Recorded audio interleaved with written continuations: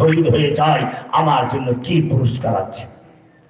আল্লাহর নবী বললেন জান্নাত। যুবক বলল বাহ, এত সহজ। এবারে থলের থেকে কয়েকটা খেজুর বের করলো, যুদ্ধ করতে শক্তির তো প্রয়োজন।